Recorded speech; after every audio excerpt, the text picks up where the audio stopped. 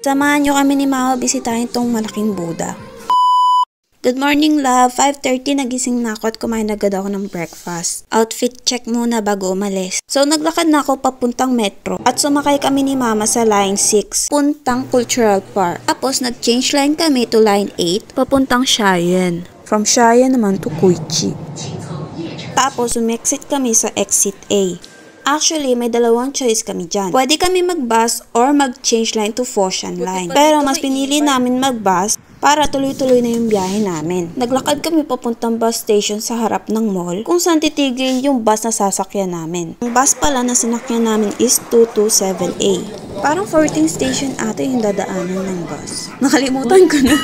Pero kahit malayo-layo yung park, mabilis lang yung naging biyahe namin. Ale, ang bus fare pala is 2.8 yuan. Pagkadating namin doon sa lugar, bumaba agad kami ng bus. And sobrang daming tao ang sumalubong sa amin. Ang entrance fee pala dito is 44 yuan since may Chinese New Year discount sila. Student discount is 25 yuan. Pagpasok namin ni Mama, in-explore namin yung una naming lugar na nakita. Hanggang sa naglakad-lakad na kami at nakita namin tong 100 steps, which is scam. Kasi more than 100 siya. Wala pa kami sa kalahati ng hagdan, pagod na agad kami. Hingal na agad kami. And worth it naman yung pagod kasi maganda naman yung view.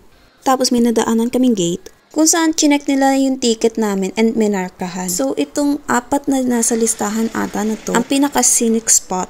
Kaya wag nyo itatapon yung ticket nyo. Nung nakita na namin yung malaking statue, syempre na-excite ako. Tapos nakakita kami ng KFC. Syempre gutom na naman ako.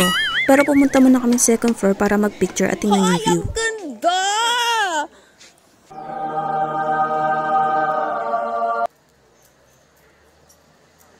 Tapos ayun, kumain na kami.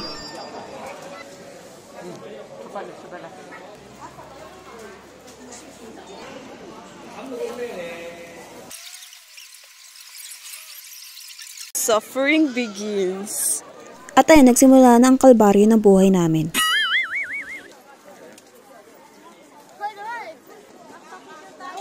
Wala na ako masabi, basta yun. Oo naman, di ba? Oo. Siyempre, nagpicture-picture na rin kami ni Mama para sa memories. Wala kami taga-picture kaya para-paraan na lang.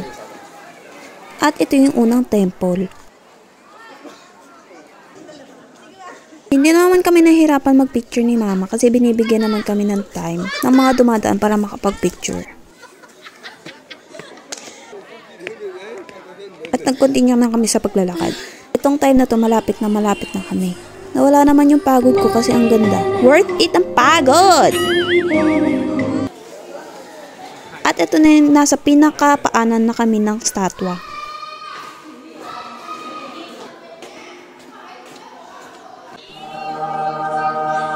Sobrang ganda ng lugar, sobrang worth it. Nakita ko rin itong pinapatunog ng mga to yung bell. Hindi ko alam kung may bayad to pero gusto ko sana itry. Tapos nakita ko rin ito, nagpapakain sila ng isda. Tapos ito na yung second na pinuntahan namin, yung lake. Ganda rin ito kahit madumi yung tubig. May nakita rin kaming stage, mukhang may magpe-perform. Opo, ma. So, ayun, napupo muna kami ni Mama, iniintay namin kung may magpe-perform nga. Pero wala naman. Paasa. Kaya, ayun, umalis na lang kami at naglakad papunta doon sa susunod namin pupuntahan. Sobrang nag-hesitate kami bumaba dito ni Mama. Kasi walang mga taong bumababa dito. Pero syempre, gusto namin tingnan, yun, bumaba kami. At yan lang siya, parang dead end lang. Kaya nagpicture na lang kami. And ayun, naglakad na ulit kami kung saan man mapunta.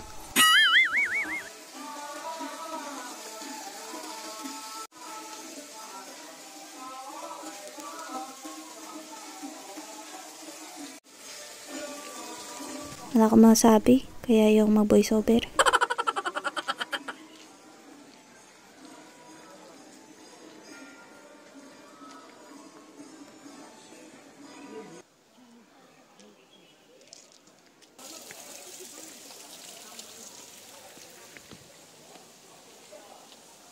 Etong time na to, pabalik-balik kami, akyat baba kami. Kasi hinahanap namin yung Bayon Cavern. Pero hindi namin makita, nagkanda ligaw-ligaw kami.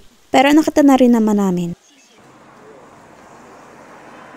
Di ba pagod na pagod kami kasi babataas kami. Kasi hinahanap namin yung Bayong Kaburn.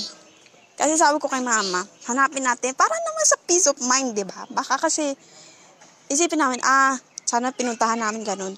Tapos ito lang pala. Yan lang. Yan lang yung tower na yan. Pisting yawa.